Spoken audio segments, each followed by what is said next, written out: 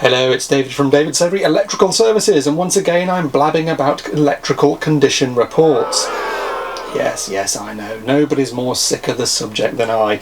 I've already produced 2 videos this year, one showing what a CAC report looks like, and a second discussing the new landlord legislation in England that comes into force from the 1st of July for new tenancies, or from 1st April 2021 for existing. So, after this one, enough on the whole bally subject. The aim of this video then is to address some of the questions raised last time, where I droned on for what was a long and boring feature-length ramble, much to the dismay of some. Christ, YouTube electricians can waffle. When I was at college, a tutor said to me, "Spark is charged per word. You lads must be loaded." Well, we're the only trade that can string a legible sentence together. Legible, but very unnecessary. Brown one goes here, blue one goes here. See? To the point. Spoken like a true kitchen fitter, especially as there was no mention of connecting the CPC. Well, rejoice, for this video will be a lot shorter. Think of it as Amendment 1 to something that should have been clearer and better thought out in the first place. Or what the hell, it works for the IET. Some were upset in the reduction of bad language in that prior video, although Phil wrote, "You are more professional now there is no direct swearing. People will take what you say more seriously." Ah, fuck it, Phil. People can take me as they find me. I never asked anyone to like, subscribe or to tune into this rubbish. In our previous outing, Nigel and I performed an EICR on a first floor flat wired to 16th edition 21 years ago. It showed no signs of alteration, thermal effects, damage or improper modification, and despite there being a plastic consumer unit in a solar escape route, a no-no for new installations since January 2016 thanks to 17th edition Amendment 3, and there being no RCD installed for additional protection, a requirement that came into effect for parts of domestic installations from 2008 for the most part, we passed the installation as fit for continued use, with the strong recommendation that it be upgraded to today's 18th edition standard. We were happy to pass that installation as is, because although it doesn't comply with how an installation would be designed today, we were satisfied that it does comply with the intentions of its design 21 years ago. Overcurrent protection is being provided effectively enough by the circuit breakers, which are correctly rated. Shock protection is provided by basic insulation, which, through inspection and testing, appears undamaged and in good order, and by earthing verified at all points on all final circuits and at the water intake position. Additional protection exists through supplementary bonding to extraneous conductive parts in the kitchen and bathroom. We saw no reason why the next tenant should be at risk of shock through normal use of this installation, and no reason why the consumer unit should be at risk of combustion any time soon. However, a previous inspector had disagreed and failed the installation as being unsatisfactory. His summary awarded a C2 condition to the lack of RCD for additional protection, and he had, somewhat confusingly, also given a C2 to the plastic consumer unit in his schedule of inspections, but then a C3 in his conclusions, with the note that all was in fact okay and it didn't need changing, so make of that what you will. The way the guidance for the new legislation for landlords is written makes it sound like all rental accommodation in England must be to 18th edition, meaning anything predating January 2019 is at risk of being condemned. And especially installations older than January 2016, when 17th edition Amendment 3 came into effect and waved the naughty stick at plastic consumer units. This risks the ridiculous situation we saw in my £85 EICR video, where a 2014 installation was being erroneously coded as unsatisfactory in 2019 by an obviously underqualified knobhead. If the intention of the new legislation truly were to see all rental accommodation in England upgraded to 18th edition by July 2020, then it would be major industry news. Arguably just as big as the whole plastic to metal thing was 5 years ago. And the deadline for it to be done by would be further into the future, as there aren't enough sparkers in the country to complete such a mammoth task since it was announced back in January.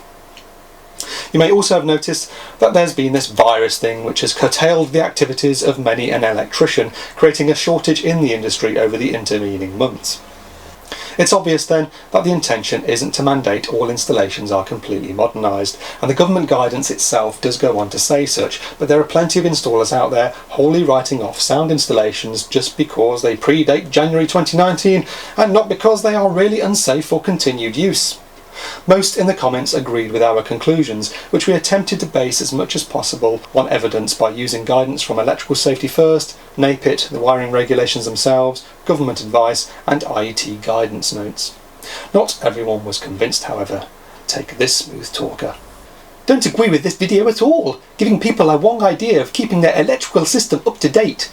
You're wattling off maximum readings etc. from the WEGs, then saying it's a lot of shite, and they are quants. So you won't have went and sat your 18th then? Because it's only a guide, and basically you can do what the fuck you want. I don't think so. Switching from 3 different books. Different books? What, the industry guidance specifically written for us to navigate and interpret regulatory requirements with some consistency? Heaven forfend. You're saying it was installed and it's fine to 15th or 16th edition or whatever you said. Newsflash! We ain't living in those days, so why would you not test the current standards? Well, there's a misunderstanding here, if I may address. It clearly states in the 18th edition that you need RCDs for various things inside a domestic property, but you're saying it's fine without? I'm saying that as an inspector, again giving people such as landlords the wrong information, so any younger spark has to know the 15th and 16th edition WEGs? This is bollocks! Tested the current WEGs, not the WEGs from the fucking 90s! Shut the fuck up! The wiring regulations are a minimum standard that you work to for the design of new installations and alterations. They're not statutory, but the compliance with them ought to keep you safe from prosecution under electricity at work regulations, which is statutory. The wiring regs are not retrospective. They're not the standard that all installations must meet whenever you go to perform a periodic. And if you think they are, then that's a shit deal for your customers, because you must be writing off every installation you see, you fucking bell end. I'm not saying you have to know the older standards. I'm saying you have to recognise there are older standards, and that those standards don't suddenly become unsafe when they no longer reflect newer changes in the wiring regulations.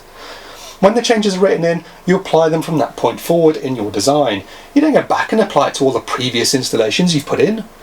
Or maybe this guy does. Hello, Mr. Smith. Yeah, it's Fucko the Clown Electrical Services Limited. Yeah, that consumer unit I put in for you not so long ago. Well, it needs replacing now because a new amendment just came out.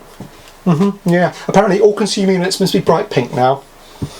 No, it's not covered under warranty. I'll have to charge you for it, but if you don't get it done, I'll fail any future inspection, as it's not compliant, and you will comply. Resistance is futile! Fuck off with you. Well, at least he was a lone voice, and... I don't get why you're looking for loopholes, so it will pass. Oh, for fuck's sake. Loopholes? What, the industry guidance we followed? Most properties we go into test are shitholes, where landlords charge extravagant rents, where they have got away with testing them or done any electrical repairs. It's good for our industry and for the tenants, and it's still a shithole, but safe, so I don't get what you're trying to achieve, and 2 of you working all day for £160. Don't get the shit you're spouting.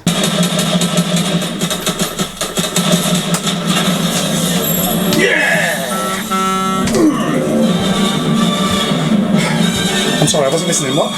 I don't get why the fuck you would work all day, and to me, trying to slag off company that went in before you, because they never called you first, and work all day for £160 just to pull your little bitch books out to prove something so.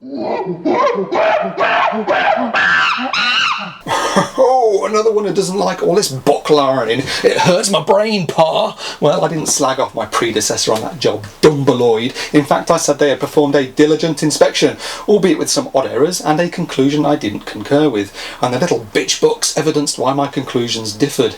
But the point has sailed way over the head of this chap who presumably has piss holes for eyes that are too close together.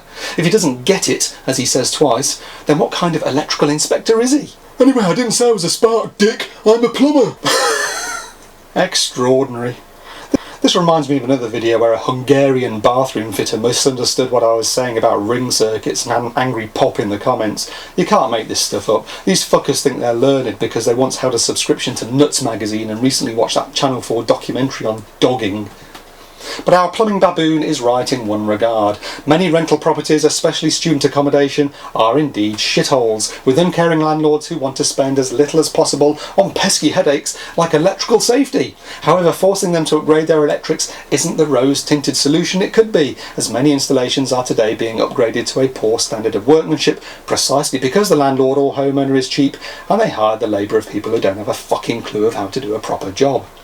But anyway, passing older installations isn't about getting landlords off the hook. The point I'm striving to make is that 18th edition isn't a magic solution that everything must comply to.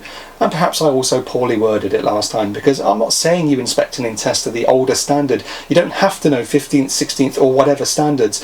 I don't have any regs books before 17th edition Amendment 1 myself, so you test to 18th edition, but older deviations from 18th edition are not an outright fail necessarily. An inspector should be clued up enough to know what she or he is looking at, and what the intention behind the original design was, rather than just wrinkling up their nose and saying, well, that's old and therefore it's unsatisfactory. Let's move on to people with sensible comments who I do have respect for, starting with John Burns. A metal CU with double pole RCBOs will increase the safety factor of this installation for the tenant greatly. Never mind the convenience of RCBOs when there is a fault. There's no argument on that. What is the cost of doing that? Approx £25 per RCBO plus the metal CU on top? Not that much in the overscale of matters. A responsible landlord, few and far between, can sleep more easily and a tenant more safely. I once rented out a flat I owned. I immediately installed RCB protection. Not required then, but I did. I did it to ensure the tenant is as safe as can be. There is also the point that I do not want dead people on my hands. I doubt I could live with that. Chris W goes on to add, personally I'd strongly recommend a CU change. The system earthing may be great, but you can't account for some of the crap equipment tenants plug in. As competent electricians, we need to go beyond the bare minimum standards mentioned in these regs. RCD protection in this case is a no-brainer in my humble opinion. Firstly, good for you, John. The world needs more landlords like you who take the decision to give their tenants the best kind of electrical protection. If I rented out a property, you can bet that I would also ensure the electrical installation is fully up to date, perhaps even beyond that which the 18th edition requires. I also agree with both of you that RCD protection and even the upgrade to a metal consumer unit are affordable options, and that the former especially is something I would very much like to see retrofitted to the installation we previously looked at. That said, as an inspector, it's not my place to demand my own personal standards are met.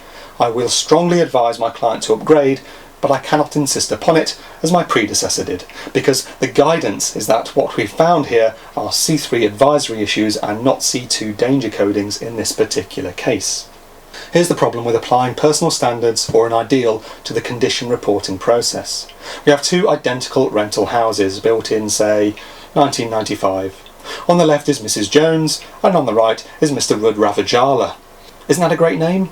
A quick plug for my niece Katie and her fella Sani, whose show you'll find on Radio North Endon. A link is in the description. Anyway, both electrical installations here are identical, in good order, and haven't been improperly modified. Mrs. Jones calls in Ball Ticklers Electrical to undertake an EICR. Mr. Rudravajala calls in Fanny Frotters Electrical for the same. Mrs. Jones is told her installation is unsatisfactory. The guy from Ball Ticklers Electrical decided that before he'd even wiped the dog shit off his boots and onto her doormat when he saw the CU in the hallway by the front door. Mrs. Jones is left with a fail report and a bill to have her CU upgraded to 18th edition because the current one is plastic and lacks RCD protection on internal circuits. Mr. Rudravajala sees his installation pass with only a recommendation he have the same work performed. The guidance available to us says both installations should probably have passed and that their customers should have been put in a position where they were informed of the benefits to upgrading so that they could make their own risk assessment on whether they wanted to do it and their own analysis of the cost versus benefits. It's okay to pass an older installation that's in sound condition with such recommendations. You won't be prosecuted under EAWR if you're following the guidance, and the liability goes back to the landlord or homeowner to follow your recommendations or not. And incidentally, I would also always use terms like I strongly recommend upgrading when passing older installations, as it helps to emphasise that you're batting the ball back into the court of the duty holder, that being the landlord, homeowner, letting agency or whomever. And of course they may feel they're not best placed to tot up a quick mental risk assessment or to assess the benefits of upgrading, because they don't know enough about electrical safety and what they're getting for their money. But it's our job to explain why upgrading is a good idea and why they should be throwing a few quid at it. And those explanations will always follow the line of your tenants and property investment will be safer and you'll be less likely to end up in court. That's quite beside the benefits of it being more future-proofed and less likely to fail future inspections, of course. Instead, what's happening out in the world is that people undertaking inspections are making decisions on behalf of the customer by telling them they must upgrade and that they won't be issued with a satisfactory report until they do. There's no argument at all that if Mrs. Jones has the work done and if that work is undertaken to the standard that should be expected, then her tenants will benefit from a better, safer installation. That's not in question. The issue is rather that people booking inspections are not getting a consistent product, because instead of going by the guidance, inspectors are implying their own preference or standards, or some are just wholly ignorant and have a tunnel vision of what they want to see, usually with a blue book at the end of it. Not that they've ever even looked in the thing half the time. And when personal standards are applied, just how far do you take it? Those who insist on 18th edition being an immovable object, well, is that just when it comes to RCDs and metal consumer units, or does a whole property need to be rewired? I mean, the flat we looked at was 21 years old and used red and black cable cores, but they were done away with in a later amendment to 16th edition. So even if your inspector insists on changing the consumer unit, the wiring colours still won't meet what Table 51 says they should in 18th edition. That means the 18th edition warriors are either wholly rewiring properties that don't need it, or they're picking and choosing which bits of 18th edition they insist the property must comply with. And okay, RCDs and metal consumer units are directly related to safety, unlike wiring colours, but it's still hard to argue that 18th edition must be fully met on an installation that predates it, when it can only really fully meet it if designed again from scratch. And speaking of complying with 18th edition, I saw a screenshot of a Facebook group when this was being discussed, and one person was arguing that an older installation had grandfather rights, while another was insisting on 18th edition or bust. The latter said he'd never seen anything in the regs about grandfather rights. Well, I pointed out in the last video that on page 13 of the Blue Book is a statement from the Health and Safety Executive who say they won't do you under EAWR just because an installation predates the current version of the regs. But if you want an actual goddamn bona fide regulation, go check out 651.2 on page 237, which, under note 2, states in black and white, existing installations may have been designed and installed to conform to previous editions of BS 7671 applicable at the time of their design and erection. This does not necessarily mean that they are unsafe. Several people were of the opinion that because pages 13 and 237 have these statements, then that means an older installation can technically comply with the requirement to meet 18th edition standards, as 18th edition allows for previous standards to exist and apply. As John Henville says, these are integral parts of the 18th edition of British Standard 7671 and allows for deviation during testing to exist without condemning installations that have not been wired directly to the 18th. Let me give you an example of how we all rely on that being a clause of 18th edition in our daily lives. For those who believe any installation that doesn't meet 18th edition should be written off on an inspection, okay, well, what happens when Mrs Scroggins at 32 Shit Street calls to ask you to put up the dreadful new Class 1 lounge light she's just bought from John Lewis, and when you get there you see she has a 16th edition split load board with no RCD protection on lighting. That lighting circuit predates 18th edition. Domestic lighting in 18th edition is to be RCD protected. Regulation 411.3.4 says so. The cabling supplying that lighting should also be RCD protected, as of 17th edition Amendment 2 or 3. I lose track myself, but it's in Regulation 522.6.202 and wasn't a requirement in 17th edition Amendment 1 or earlier. So what do? Regulation 132.16 in 18th edition says, in not so many words, that no alteration shall be made unless you know it to be adequate for the altered circumstances, and that there will be no degradation of safety. But here you're being asked to change her plastic pendant for a Class 1 luminaire on a circuit which wasn't designed and installed to the 18th and lacks an RCD. Well, you know what you do. You do what any other competent Sparky does, hopefully. You perform the basic checks required of a minor works: external impedance, earth fault loop impedance of the circuit, insulation resistance, visual checks, confirmation of bonding, etc. And if all are within expected parameters, you get on with the job of putting the bloody light up so you can bill for it and move on to the next one. You don't tell Mrs Scroggins that you cannot possibly install her new light without first upgrading the circuit to be RCD protected because 18th edition now demands it. You do the job because you know it should be okay for her to change a light bulb without being electrocuted, because you checked it was earthed and in good order according to the earlier standard of that circuit's design. Also, on the 18th edition minor work certificate you issue for this non-18th edition installation, you slap a fat "not applicable" in the RCD timing box, but under comments you state the installation predates the requirement for RCD protection on lighting and that an upgrade is strongly recommended. There, the job's done, the client is safe and happy, and your arse is covered. So how many of you are there who are demanding installations meet the 18th on inspections, but are prepared to let the requirements of the 18th slide when a client like Mrs Scroggins requires a modification to an older circuit? If you tell Mrs Scroggins her obsolete consumer unit needs changing so that RCD protection can be accommodated before you'll put her light up, she'll tell you to pack up and piss off, and she'll have no trouble finding and paying someone else to hang her bling from her shitty Artex ceiling. And that's the reality of business. We all know what we'd prefer to see, but it can't always be applied. But you can't have it both ways by C2ing installations on inspections and passing it all as safe and dandy on alterations. Pick a side. Speaking of the business aspect, John also sent me a link to a covering memorandum for this new legislation, which under point 12.4 seems to suggest that the expected average cost to landlords for electrical safety checks is estimated at £31 per year per property. If you want to pay me just £31 to inspect your property, I'm not even going to get out of my fucking van. You'll get a piece of paper covered in limitations and a nutty skid mark from where I wipe my arse on it, and it will be useless for all purposes. How out of touch are these people? Are they really suggesting that I or anyone else would invest my time and expertise into inspecting and testing an electrical installation and take on the ongoing legal liability for it for around 31 quid? Well, yeah, good luck with that. Mathman correctly points out that 18th edition may itself not be enough, and in any given installation you may have to go beyond it. And that's fair enough. 18th isn't a magic bullet, it's just a minimum standard for new installations. Connor Cummings and Duncan Horncastle gave me the heads up that NAPIT have issued new guidance specifically to cover the new legislation. So it's another to add to the arsenal of references out there, and again it backs up that older installations do not have to meet the latest standards to comply. A link to this document is in the description. Speaking of the NAPIT guidance though, there is a disparity between code breakers and the best practice guide published by Electrical Safety First, which Nigel and I were aware of during the last recording, but I cut it from the edit. And this was picked up on by John Walby, David B and Alex Goodhind. In our inspection, we gave a C3 coding to internal circuits lacking RCD protection, including sockets, circuits serving or passing through the bathroom, luminaires and cables buried in walls at a depth of under 50mm, as that was the guidance of Electrical Safety First.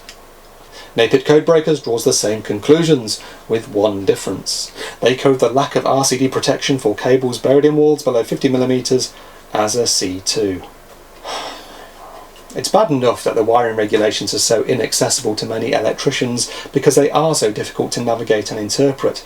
So when you get organisations like NAPIT and Electrical Safety First putting things into plain English, it would be nice if they could concur. I don't know why NAPIT have that as a C2, but if you follow only the guidance in code breakers, then that kind of means you're insisting on RCD protection going in for any circuit that currently lacks it. And again, that's not a bad thing to have, although it means major modifications to most older installations.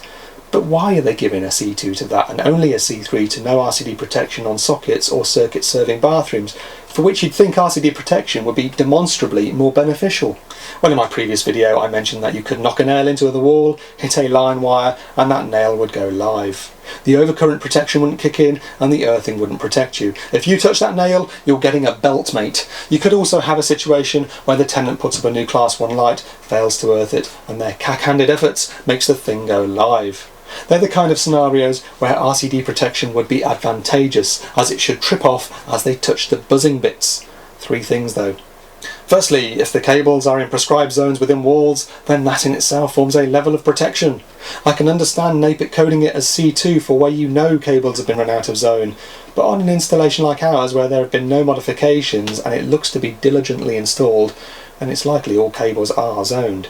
Obviously, we're not disturbing the fabric of the building with our inspection. That's a limitation, so we can't know for sure, and maybe that's why they code it as a C2. But there was nothing we saw to make us think there were deficiencies in the way this installation had been bolted together. Secondly, consider Regulation 410.3.9, which permits the omission of fault protection for exposed conductive parts that, owing to their reduced dimensions or their disposition, cannot be gripped or come into significant contact with a part of the human body. Now, I'm not saying that this necessarily fits with our nail in the wall example, it's more for the screws on a light switch serving a circuit with no CPC.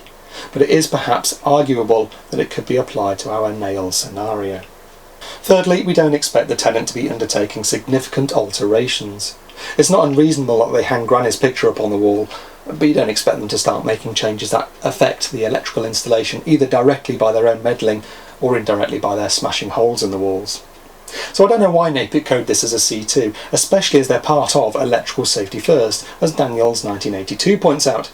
ESF members include NIC, EIC, ECA and NAPIT. Between ESF Best Practice Guide 4 and NAPIT Codebreakers, for our report I went with Electrical Safety First, as I don't see why NAPIT have coded it as a C2, and because I am a member not of NAPIT but of both NIC, EIC and ECA, who are calling it as a C3, so that should cover my arse.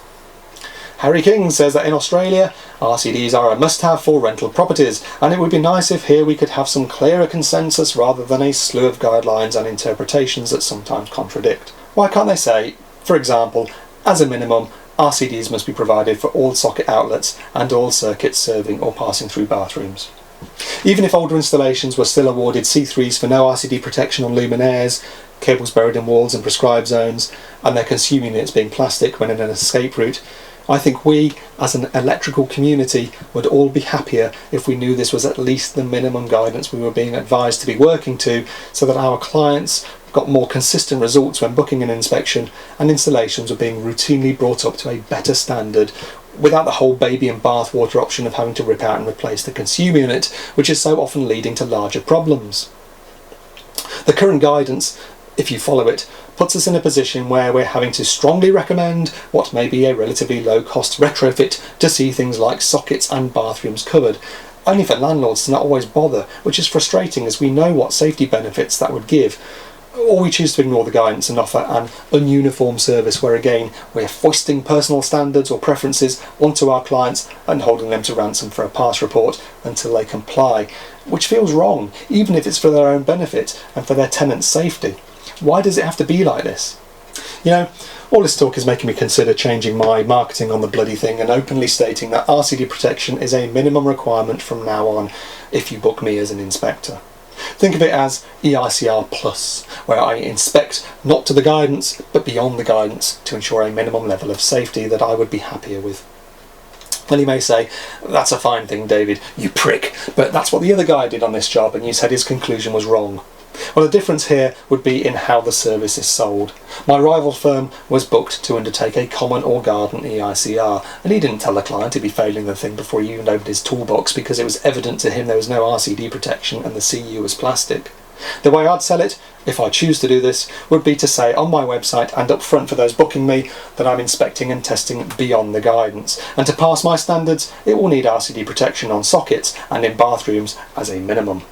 Plastic consumer units can stay as a C3, fuses instead of breakers aren't a problem, no RCD protection for cables and walls or domestic luminaires with the exception of such serving a bathroom, and that can all still be a C3 as per the guidance, but I could choose to apply personal standards and offer an ununiform service if I'm upfront about it.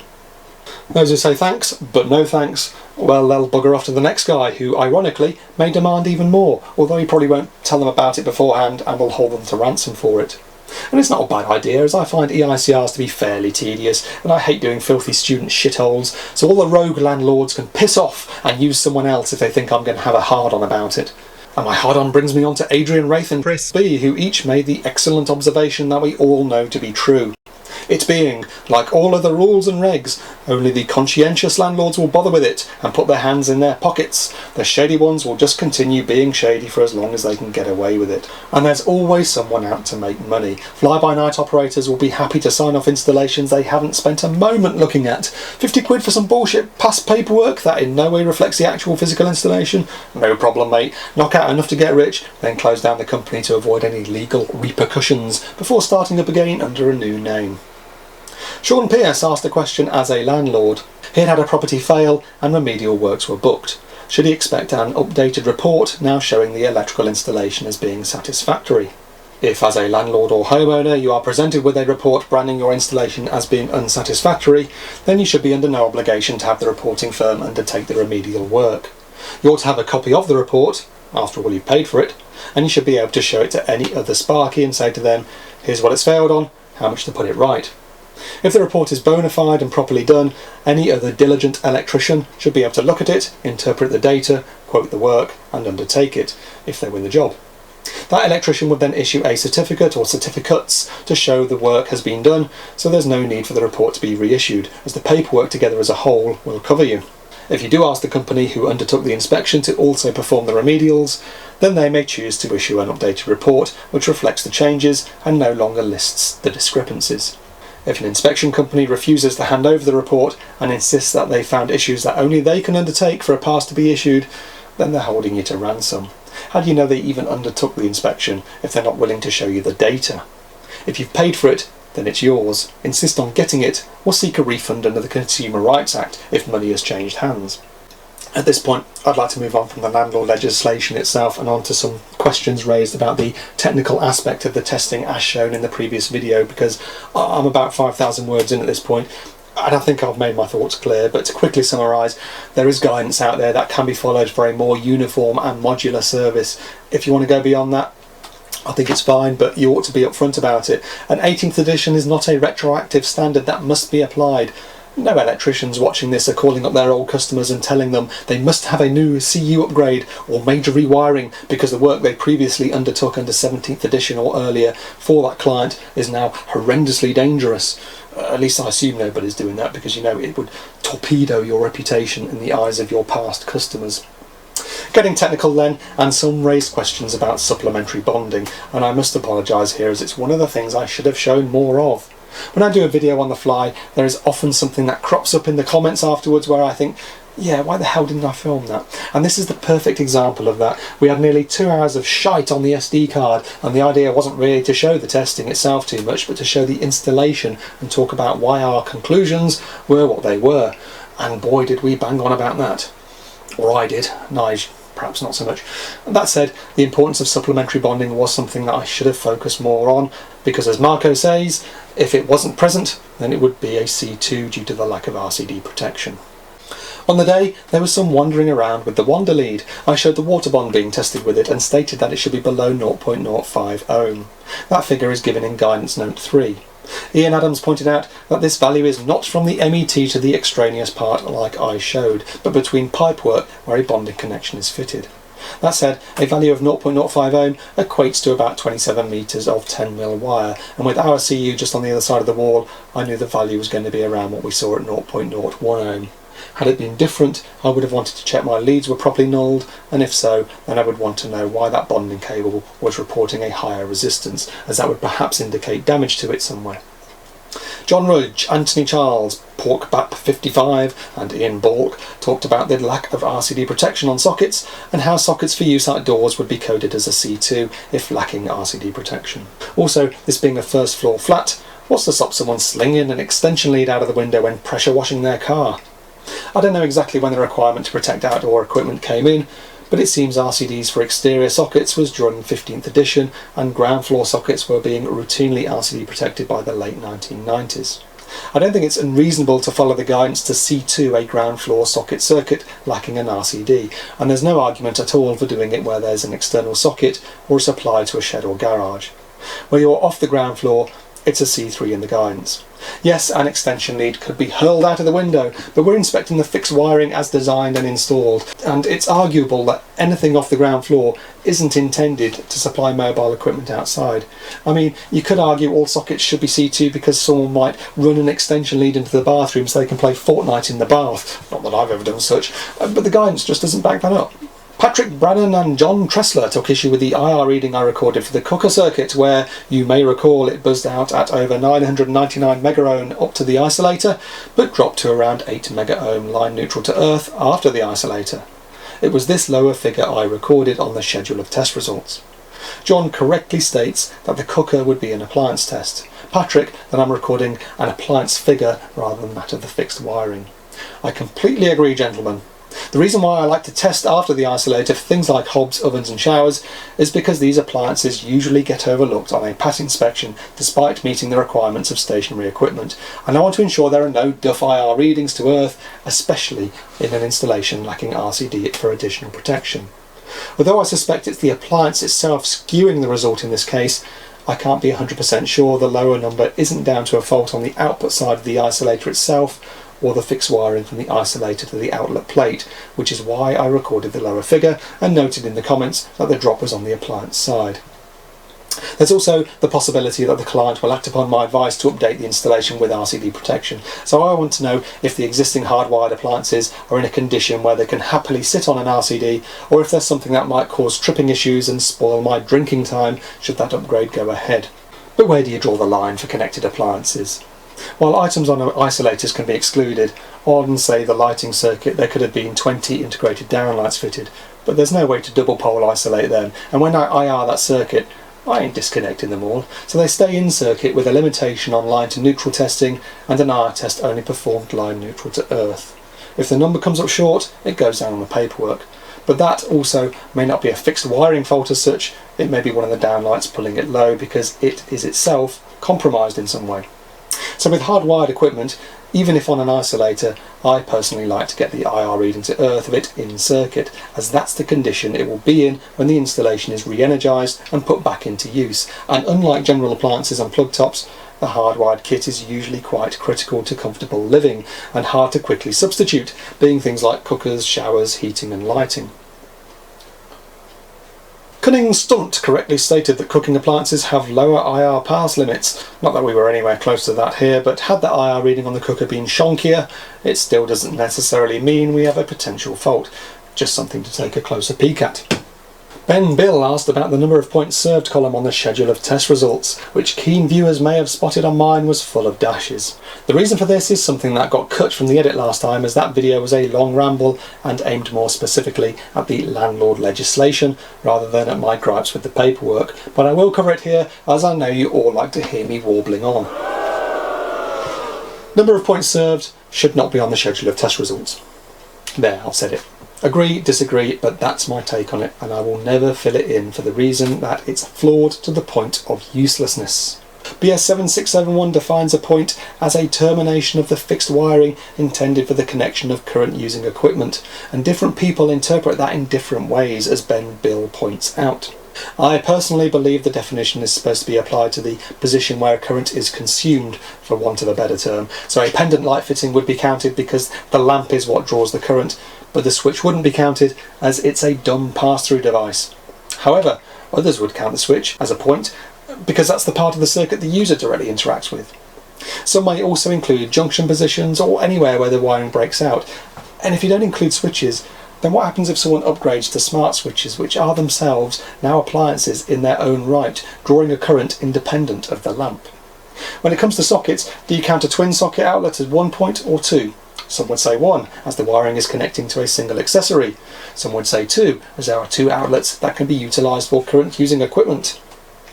It's a mess, and the IET doubtless know their definition is open to interpretation, but they never, ever do anything to clarify it in 7671. The problem is, if you have an installation you're unfamiliar with and you have access to a schedule of test results as part of an older electrical certificate or condition report, you can look at the figure under number of points served, but you have no idea what the last bod was counting, and that can mislead you. If it says 5 points and you find 5 points, you may stop looking for others and overlook something. Or if it says 5 points and you can only find 4, you might go nuts trying to track down what's missing. And of course, since that paperwork was written, who knows if someone has been in subsequently to add or decommission parts of the circuit. It's a hopeless exercise, and the points served column doesn't even appear on the model forms in 7671. It's just something certificate makers like to add in because paperwork isn't a burden at all, and we all just love extra columns to complete. 18th edition saw the model forms drop RCD 1 times and 5 times columns in favour of just 1 timing column. That was to fit in additional new columns such as IR voltage and the test button status for the AFDDs nobody is currently fitting. Some certificate makers, such as EasyCert, who I use, followed this change but still kept the point served column in place. Personally, I'd like my 1 times and 5 times RCD columns back, and if getting that means point served gets kicked out of the party, then it can jolly well grab its coat, hat and the half bottle of Leapfrau milk it turned up with and piss off out into the cold night as far as I'm concerned. I wrote to Tysoft, EasyCert's author, 3 years ago about point served being redundant, but they tell me their software is based on the cert's NIC-EIC issue, so you can print out directly onto their paperwork. Therefore, it requires NIC-EIC to change before they will. So I guess that ain't going to happen. Obviously, on initial verification, you can complete number of points served, but it's only a useful exercise if you state somewhere on there what it is you've actually counted. Another rant that I think got cut, or at least partially, last time was an explanation of how on inspections we usually take an R1, R2 or measure a ZS, but not always both, because the point of these tests is to verify the earth fault loop path, and if you've measured it as a dead test and you have the external impedance, then why double check it with a live test? I touched before on the fact we take live readings only from where we can safely attach a tester, such as at socket outlets or a cooker control unit with a socket. We don't tend to obtain ZS measurements where we need to insert probes, for example at pendant light fittings, because it exposes us to potential contact with live brass or copper. Fargo Gemini asked what live brass we were contacting, And okay, the connection points in something like appendant rows are small, but safe isolation is something always being drummed in during one's college days, or it should be anyway. Yet when it comes to ZS testing, safe isolation seems to go out the window. Potentially, you can be up a ladder trying to hold 3 probes into place on exposed live parts, while also pressing the test button and keeping your balance. The risk you'll slip and touch something live is small if you're not a nincompoop, but it's a risk nonetheless, so why take it if you've already verified earthing and polarity as part of your dead testing? You may let me know what you think of that. But speaking of those with something to say, a dishonourable mention goes to this prat sat in his underpants, hunched over the PC in his childhood bedroom and inhaling his own farts as he's popping up on all sorts of videos, crying hysterically about my not IRing circuits on an RCD fault in an unrelated video where I found a neutral earth short. "Now he's on here like he's the expert," wails the coward, hiding behind the not-so-imaginatively named John Smith account. Well, no, John, I never ever claimed to be an expert on anything. It even says so in my bio. Like any other YouTube electrician, I'm just showing my being out on the van or giving my interpretation on the industry, and there's a good community of sparkers on here who contribute to the discussion so raised by that activity. "Very unprofessional. I would say that if anyone follows his advice and comes to harm, there will be no shortage of no-win, no-fee solicitors beating a path to his door. I would be happy to act as an expert witness for them. I despise cowboys like this guy." Again, I don't give advice, John. I'm just vlogging about my day at work, and no two sparkers will always approach every job in the same way. It's okay for there to be differences. It's natural for there to be mistakes. But if you really think I'm one of the bad guys, well, you're a little out of touch. "If you need a masterclass in testing, let me know."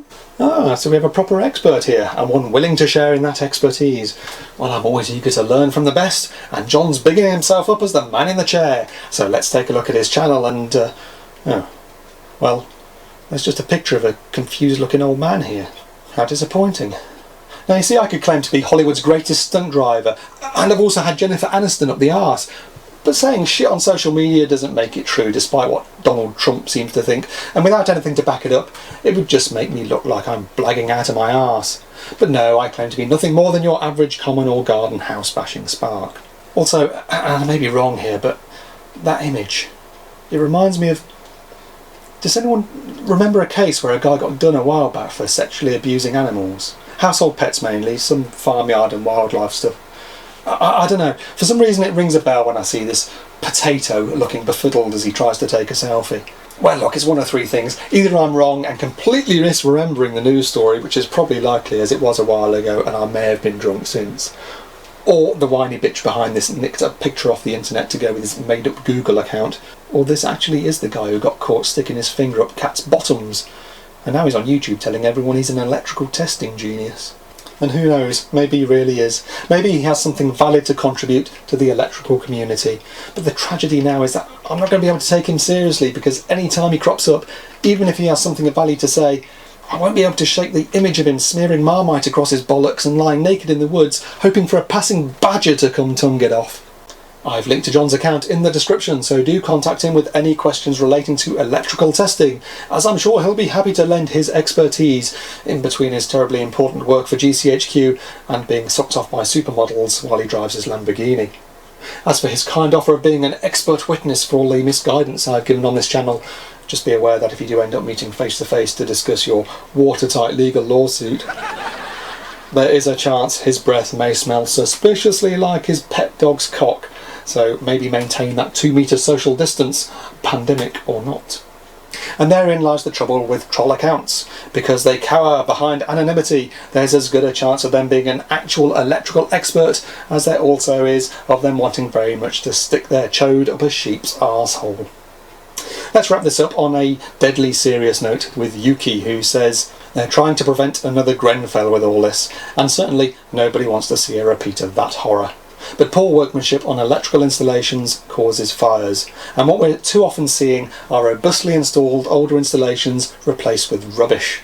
The whole metal consuming debacle was a stupid sticking plaster solution to reflect this, the idea behind them being the installation's going to be poorly done, let's try to contain the fire when it starts, instead of any attempt to raise standards and limit or license just who should be up to their elbows in anybody's distribution board in the first place. The UK industry is so fucktarded we're still required to slap labels on consumer units warning where two wiring colour standards are in use, just in case your average John Smith pulls the cover off and doesn't coin on to just what the fuck it is he's looking at. EICRs ought to be a more modular service, at least in terms of the reporting if not the pricing. The courses and guidance available out there means someone booking 2 inspectors on the same property ought to be getting a fairly consistent report. If there's to be any detail and accuracy to it, then it also ought to take a fair bit of time, with that time and expert knowledge accounted for. One inspector may price per circuit, another by the hour. While they may have fixed costs, pricing is really up to those undertaking the work as they know their market and their business. But anything cheap cannot be cost effective, anything quick cannot be diligent, and the results of corner cutting were there to be seen in my £85 EICR video. Anyway, thanks for persevering with what has turned out to be another long rant on the subject of condition reporting. Sadly, with the exception of the odd fucking plumber tuning in, we're all of us just pissing in the wind here really. I mean, hopefully by now you know I'm trying to interpret the job correctly and that I'm not out to bullshit any of you. And I know from the names I repeatedly see in the comments and the excellent points raised that those of you out in the world who offer valuable contribution to the discussion on this channel share the same passion for the work and yourself aim for higher standards. But it feels like we're in the minority. The market's flooded with shite, and they're not reading the regs, researching the guidance, engaging in discussion or watching drunken old fools like me. They're planted on a Wetherspoons barstool, telling anyone who'll listen that electrics is piss, and they have their 18th edition actually. They're banging out replacement consumer units with one eye on the clock, half a clue, and zero paperwork or fucks given. They're performing 5 £85 EICRs per day and are laughing all the way to the bank, then the bar. You don't need pride in your work when you're prepared to march a pensioner to the cash point after fleecing them for a bullshit inspection and work that technically wasn't needed.